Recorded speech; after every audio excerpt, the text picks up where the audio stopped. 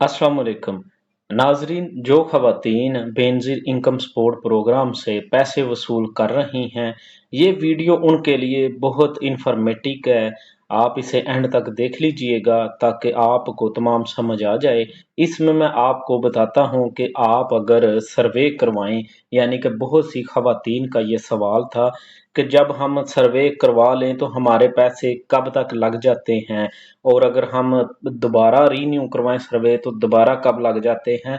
ये तमाम मसाइल और इसके बारे में आपने क्या चीज़ें सर्वे करवाने से पहले लेके जानी हैं और क्या बताना है, इस वीडियो में मैं आपको डिटेल से बताता हूँ। तो इसलिए इसको एंड तक देखना अब आपके ज़िम्मे है। तो सबसे पहले मैं आपको बताऊं कि आपने बच्चों का बेफाम जो शो करे कि मेरे इतने बच्चे हैं, बेफाम घर का बिजली बिल और गैस का बिल, अगर गैस नहीं है तो सिर्फ बिजली का बिल साथ ले जाएं।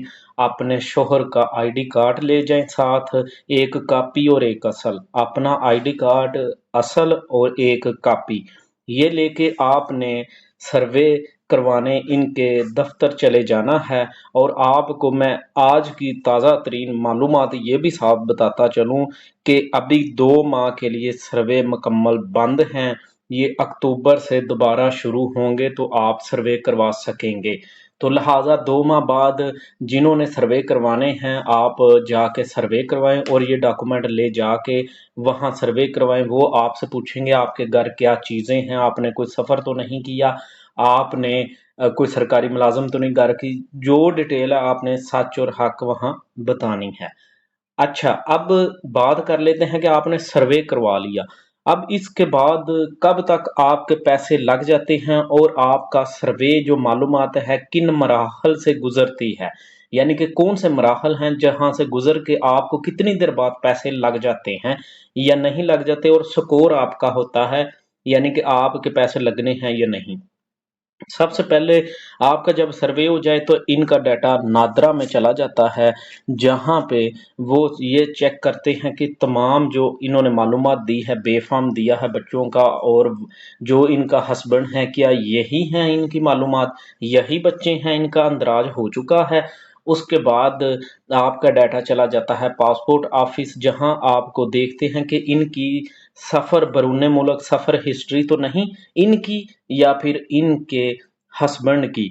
और इसके बाद आपका डाटा चला जाता है इमिग्रेशन डिपार्टमेंट में, जहां ट्रैवल हिस्ट्री और दीगर मामलात देखने के बाद इसके बाद चला जाता है एफबीआर के पास।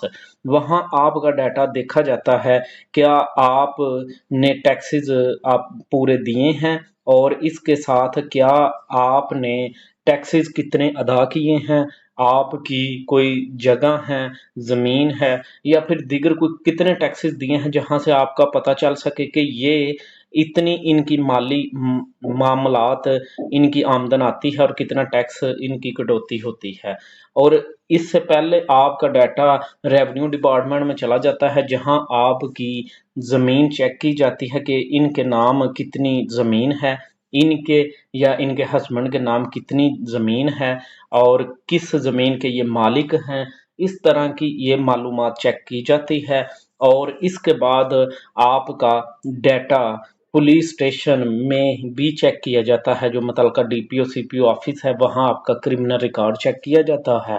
आपका और आपकी आल फैमिली का कोई क्रिमिनल रिकॉर्ड तो नहीं, कोई डिफॉल्टर तो नहीं। फिर बैंक में चला जाता है, जहां आपका अकाउंट चेक किया जाता है, आपकी ट्रांजैक्शन चेक की जाती है। अब बैंक में जायज़ कैश इजी पैसा भी आता है, वो भी चेक किए जाते हैं कि क्या इनकी कितनी को माली आमदन है जो ये सर्व करते हैं, ये चेक किया जाता है। और अगर आपके ट्रांजैक्शन ज़्यादा हों, आपके आने जाने के पैसे ज़्यादा हों, तो वहाँ से आपकी गुर्बत का लेवल यानी मुस्तहकीन का लेवल चेक किया जाता है और इस तरह आपका स्कोर बनाया जाता है। ये अरसा तकरीबन आपका 8 से 9 माह लग जाते हैं, कई 10 माह लग जाते हैं। इसके बाद आपके पैसे लग जाते हैं, 10 माह बाद आपका फैसला हो जाता है और पैसे लग जाते हैं और आपको पैसे मिलना शुरू हो जाते हैं। वीडियो अच्छी लगी है इसे लाइक कर दें, सब्सक्राइब कर दें। इंशाल्लाह मज़ीद मैं इंफॉर्मेटिव वीडियो आपके लिए लेता आऊँगा। दुआओं में याद रखिएगा। अल्लाह हाफ़िज़।